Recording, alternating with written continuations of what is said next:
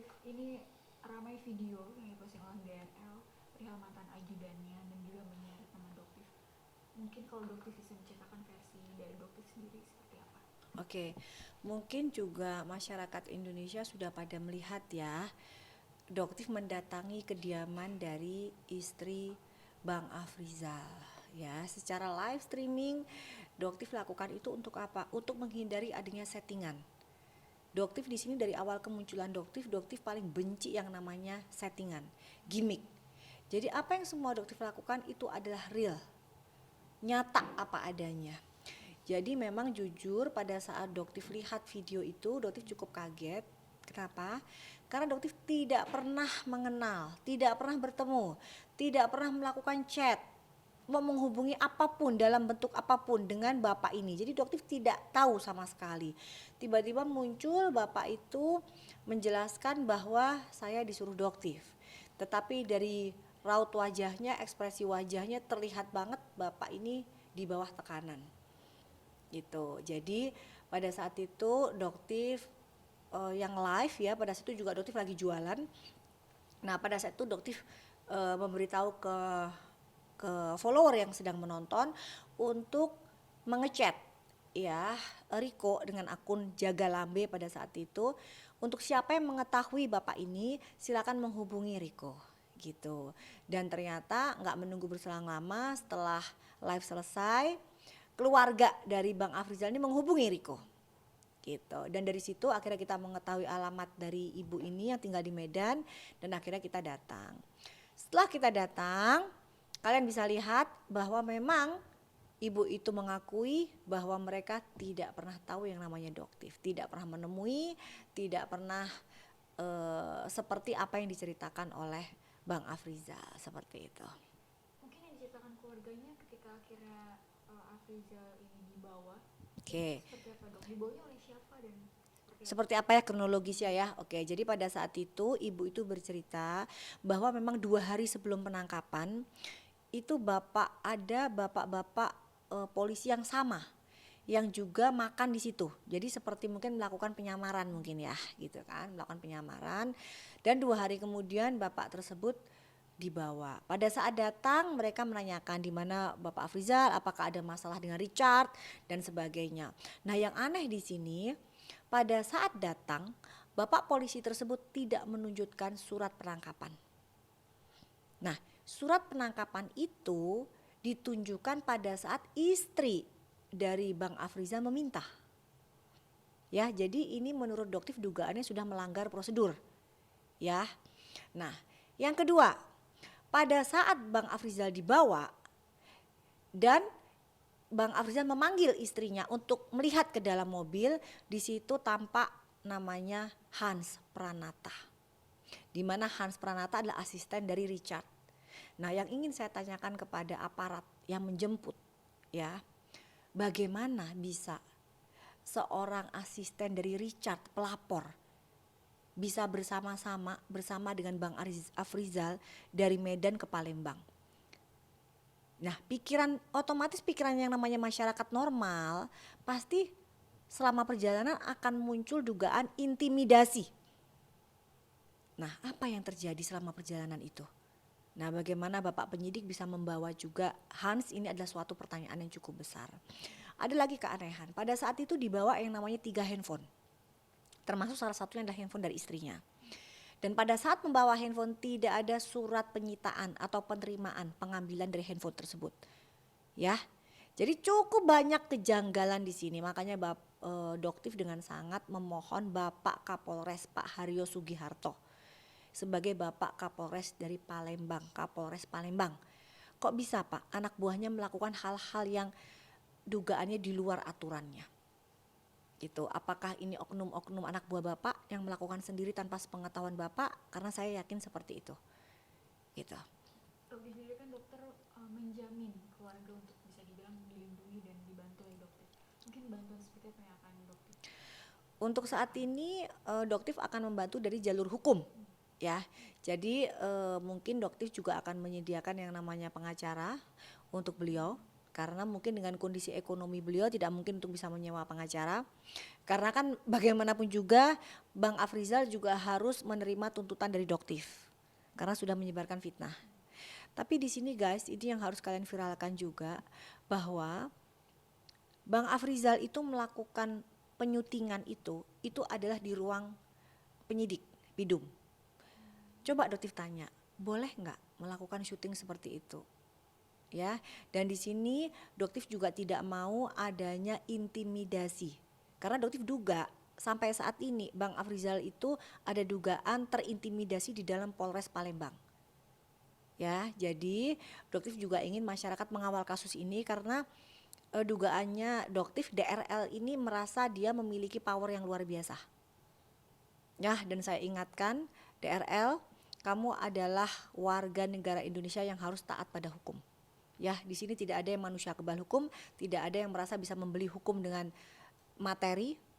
Ya, dan juga Doktif memohon untuk Bapak Kapolri Pak Listio Prabowo untuk bisa ikut turut mengawal, karena ini sudah bukan menjadi isu yang biasa, ini isu nasional Pak Listio gitu. Jadi mohon juga ini dikawal karena banyak sekali dugaannya bahwa anak buah dari Bapak ini dugaannya melakukan banyak penyimpangan dalam proses penyelidikan. Seperti misal Pak Afrizal tidak pernah mendapatkan surat apapun, surat penyitaan handphone pun tidak ada sampai detik ini. Di manakah Bapak? Di manakah Pak Haryo, di manakah Pak Kapolda Sumatera Utara?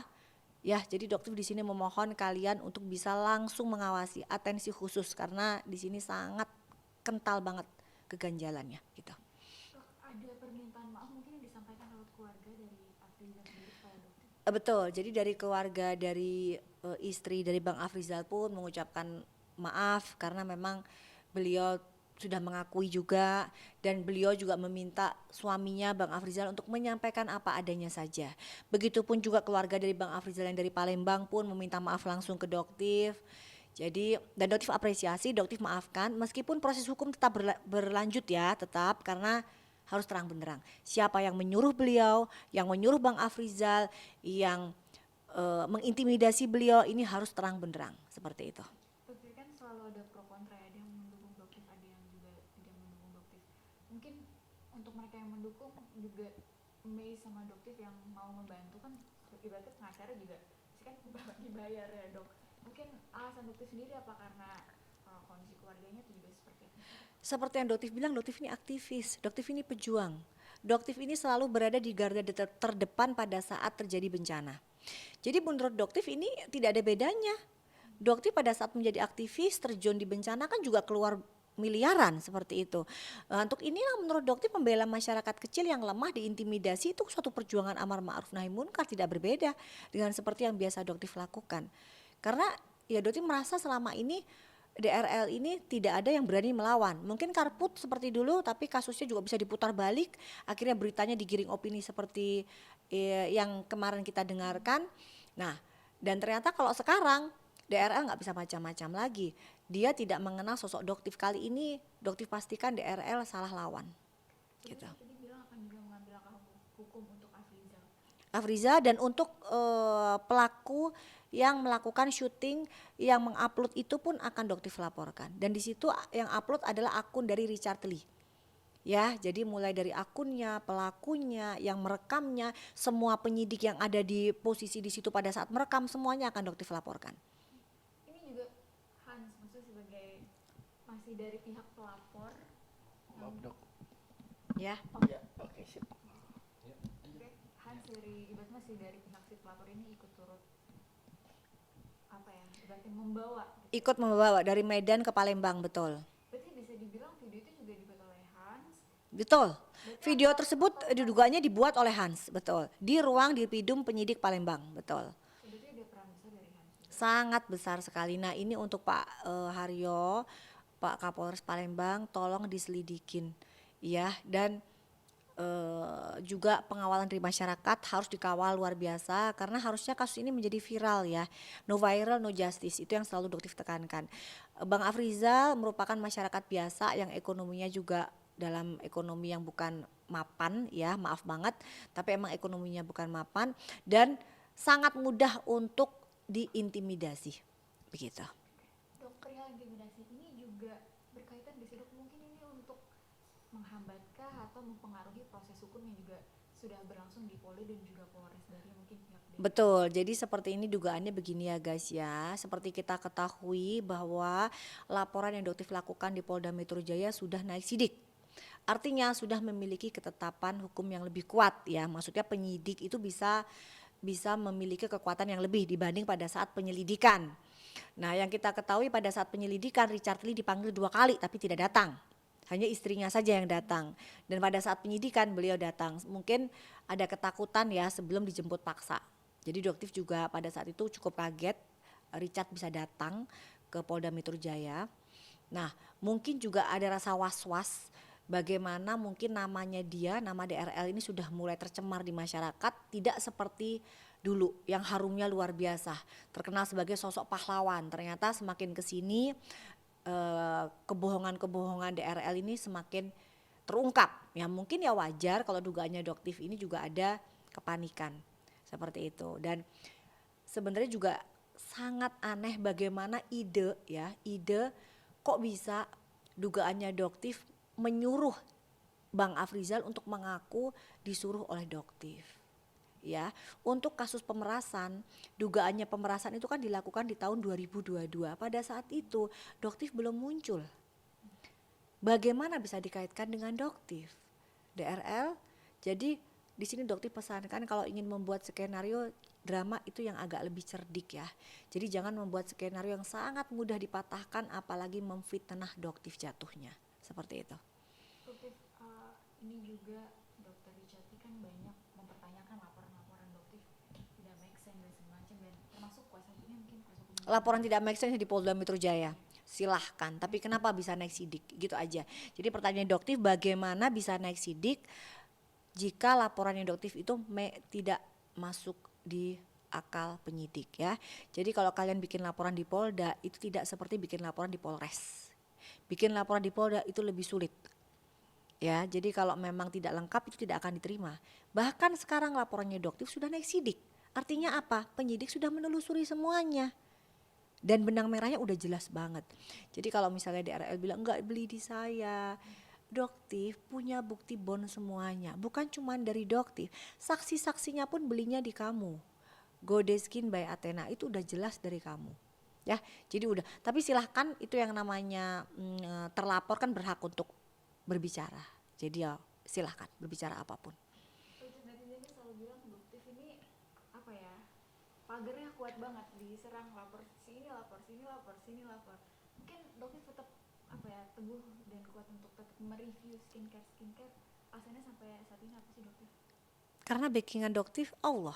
Tidak ada rasa lelah, takut ataupun alasan apapun yang membuat Doktif gentar hingga saat ini. Asalkan apa yang Doktif sampaikan adalah kebenaran berdasarkan data dan fakta. Tidak ada sedikit pun yang Doktif takutkan. Dari sejak awal Doktif muncul sampai detik ini, Doktif tetap konsisten. Backingan Doktif hanya Allah, seperti itu.